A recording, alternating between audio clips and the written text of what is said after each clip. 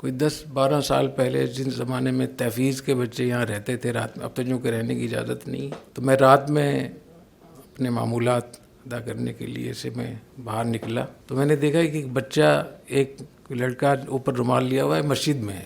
میرے خیال میں صبح 3 بج رہے ہوں گے، یعنی فجر کی اذان سے کافی پہلے. تو میں وہاں چلا گیا دیکھنے کے لیے کہ کیا مسئلہ، یہ نہیں پتا تھا کہ وہ کیا کر رہا ہے. تو میں وہاں جب گیا تو وہ دعا مانگ رہا تھا اور دعا میں رو رہا تھا. تو مجھے مناسب نہیں لگا کہ میں یہ اللہ سے اس کا رابطہ ہے، میں بیچ میں خلل ڈالوں، تم کون ہو، کیا مسئلہ ہے. تو میں وہاں سے دبے پاؤں پیچھے ہٹ گیا. تو میں نے اپنے محافظ سے کہا کہ جب یہ بچہ یہاں سے فارغ ہو کر جائے نا، اس کے سائز سے معلوم ہو رہا تھا، اس سے قد سے کہ یہ چھوٹا ہے. تو میں نے اس کے پیچھے جانا ہے، کس کمرے میں جاتا ہے، کہاں جاتا ہے، پھر دن میں اس کو بلانا میرے پاس. تو ویسے ہی گئے تو ان کو پتہ چل گیا وہ لڑکا کون تھا. تو بچہ تھا اور بہت چھوٹا تھا، اس کی عمر 10 سال سے زیادہ نہیں ہوگی. تو میں نے پوچھا رات آپ کیا کر رہے تھے؟ کہتے رات میں دعا مانگ رہا تھا. تو میں نے کس کے لیے دعا مانگ رہے تھے؟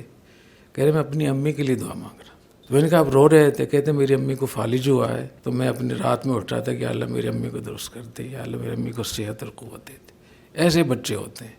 تو مجھے آج تک یاد ہے اس بچی کی اپنی ماں کے ساتھ محبت کے، چھوٹا بچہ اور رات میں 3 بجے اٹھ کر اکیلا مسجد میں رومال ڈال کر اللہ سے مناجات کر رہا ہے، اللہ سے دعا مانگ رہا ہے.